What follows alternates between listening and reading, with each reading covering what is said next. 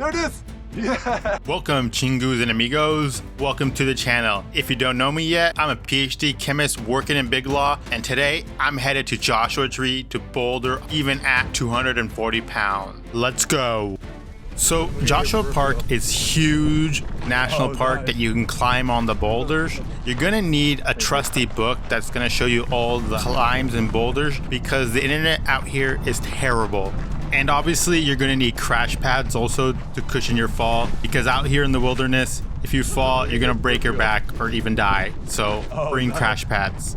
Right now we're headed to the first boulder spot, which is right here. You can see this big rock next to this Joshua tree. The V0. Just like, No, I think that is. that is just this yellow, this dino. Dude, you don't understand that. When you go outdoors, like Yeah. V0 is the second lowest. V easy is like Okay. so Outdoor V0 is different. so from this is indoor a V easy. This is even lower than a zero. It's like so hold on. So I'm not gonna lie, this big back is never bouldered outside, so I thought V0s were the lowest possible because that's the lowest I've ever climbed in a bouldering gym. So to come out here and touch real rock and hear that this was a V easy, which is easier than a V0, I started to question why this big back decided to come out here. So we get the crash pads set up. We then spend the next 20-30 minutes just trying different holds on the huge boulder. Mostly me just watching S and M here go at it to see what's the best way to do this boulder. Shortly after, S hits this incredible move and we figured out how to solve these problems. The big difference between bouldering outside and bouldering inside is that there's nothing marked, and so you have to figure out the puzzle yourself. So after seeing S climb this, it was this big back's turn to get on the big boulder and finish this problem. The funny thing is, as soon as I got on the big boulder, I got this little crowd of this mom and son there in the background cheering me on. lean into the left. Yeah. Reach. There it is. Yes. So I'm not gonna lie, I was hella stoked about that dab, and I was totally not expecting to be this high off the ground this weekend. You can't tell, but I actually bought these shoes the day yesterday from a used climbing store, so I didn't even expect to climb.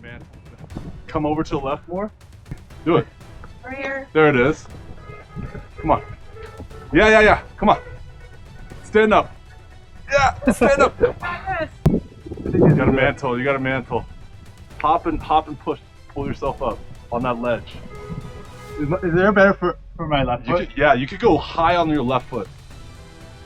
Look down. Yeah. Look down at your left. Look down at your left foot. Okay, this way. You see that's Yeah. a huge foot. Do it. Right here. There it is. Come on. Yeah. Come on. Stand up. There it is. All right, now left-hand mantle. There it is. That was exhilarating. Thanks to S, I wouldn't have been able to climb this boulder without him. Pretty much guiding me the whole way up. Also, my support squad in the back there, these random people will support you as you boulder in Joshua Tree, so it's great if you have no friends, because there will be friends out here to support you. After conquering that boulder, we decided to head to the next boulder. S was his trusty book, pulled it out, and we walked only about 30 more meters to come over here to this rock. And now, because S is a total G, he flashes this boulder, which for those who are not part of the climbing world means he does it in one go. Me, on the other hand, I got hot potatoes on my feet, trying to grip onto anything, trying to hold on to anything. This big back is big backing, my ass sticking out, my foot just tabbing whatever I can tab onto. But I make some progress and I get up. Honestly, I'm higher than I thought I'd be, like I said earlier. 2 hands on, holding on for dear life. Good, yeah. And before I break any bones, I decide that's it, and I slowly get myself down to the ground after playing hot potato with my feet again. Bring your left foot like here. Thanks to S for pointing out all the footholds so that I can just plop down onto the crash pads without breaking my big back. Good shit, dude. Hey, dude, progress, dude. Well done. Way to get that like move. You know? like that one, like lean back, Yeah. push off and step. Yeah. That's a move. That's like a move. you learned something. I did learn something. That was great. That was sick. Up next, we zigzag our way to the Hall of Horrors. We're gonna have to drop our crash pads and gear because the Hall of Horrors, as you're about to see, is super thin and super tiny. And here we are in the Hall of Horrors. Hell yeah.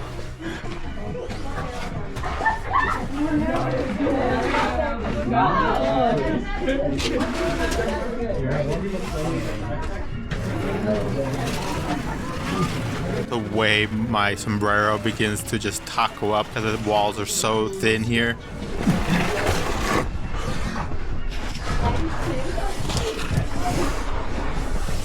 Now, what is a little bit creepy is these voices you hear. I actually never run into the people making these sounds. I think we're the last two. Okay. Yeah. Sorry.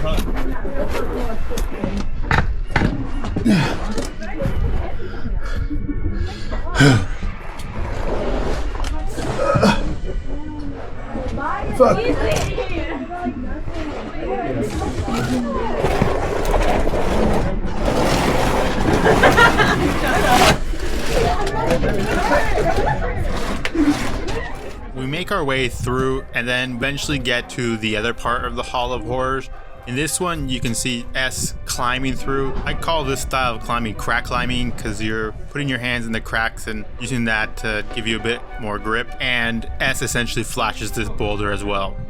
Me, on the other hand, my hands are beat and brittle, carrying this 240-pound big back. So I make a half-hearted attempt and fall off. So there you go. Joshua Tree, lots of places to boulder and climb.